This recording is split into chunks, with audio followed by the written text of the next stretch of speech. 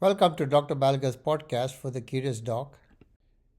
Today is May 19, 2026. This video is on an article published yesterday, 18 May 2026, in the American Journal of Respiratory and Critical Care Medicine, titled Aroxybutynin and Atomoxetine for Obstructive Sleep Apnea, a randomized Phase 3 trial with the acronym SynAIRgy. There's an accompanying review article published the same day, that's yesterday, titled Mechanisms of Upper Airway Muscle Control in Sleep Reveal Therapeutic Targets for Obstructive Sleep Apnea. The background of the study: AD109 combines aroxybutynin 2.5 milligrams with atomoxetine 75 milligrams to improve upper airway neuromuscular tone in OSA. The trial evaluated the efficacy in patients intolerant to positive airway pressure. It was a randomized, double-blind, placebo-controlled Phase 3 trial across 69 centers in North America, particularly US and Canada. 64 adults with mild to severe OSA were randomized 1:1 to this combination AD109 or placebo for 26 weeks. The median age of the cohort was 58 years. About half, that's 49.3%, were women. The median body mass index was about 32. Baseline apnea hypopnea index, AHI index, was 19.6 events per hour. Statistics used was mixed model repeated measures with the intent to treat analysis. What they find: the mean AHI difference between the two groups was 4 events per hour. P-value equals 0.001.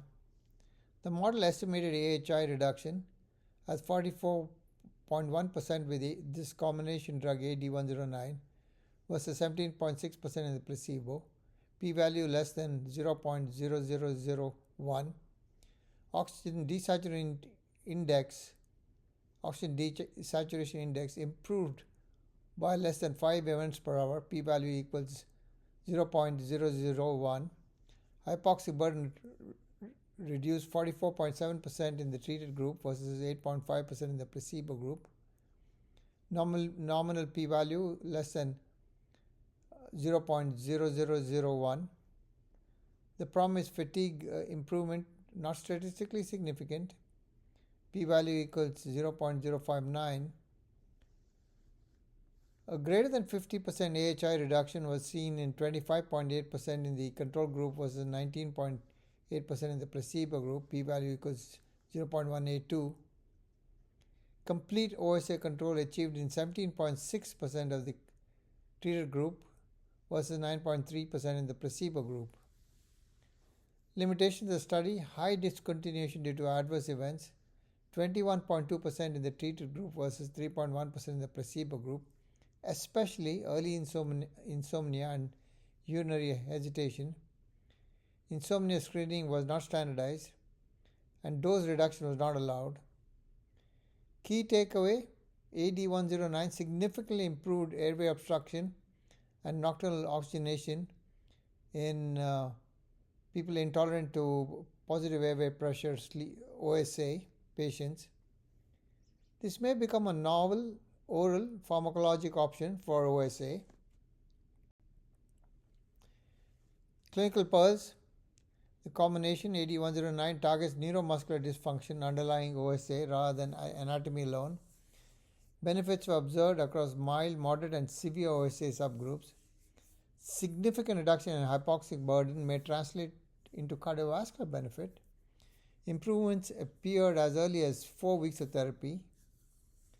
Dominant adverse events included dry mouth, insomnia, nausea, and urinary hesitation.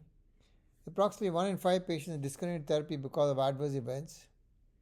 Patients with higher baseline fatigue and daytime sleepiness appear to derive greater symptomatic benefit.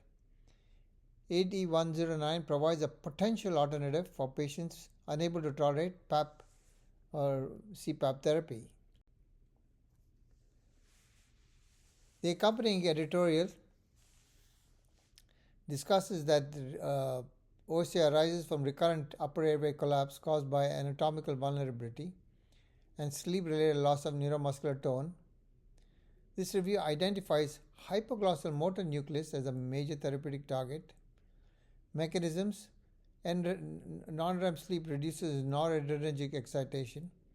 REM sleep recruits muscarinic GIRK inhibitory pathways.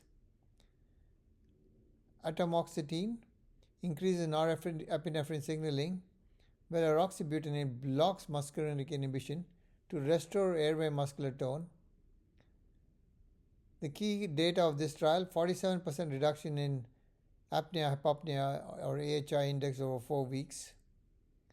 The Phase 3 SynAIRgy trial of 1,306 demonstrated significant reduction in airway obstruction, oxygen desaturation index, and hypoxic burden, with symptomatic improvement in fatigue and snoring. Again, the limitations are adverse effects included dry mouth, insomnia, nausea, urinary hesitation, resulting in about 1 in 5, 21% discontinuing therapy. Long-term cardiovascular outcome benefits remain unknown. Key takeaway: obstructive sleep apnea is increasingly recognized as a neuromuscular control disorder. AD109 represents a first-in-class pharmacologic strategy targeting upper airway neuromuscular dysfunction with potential for precision combination therapy. This is an infographic on the original article. Hit pause and read at your leisure. Podcast brought to you by masterbedfacts.com.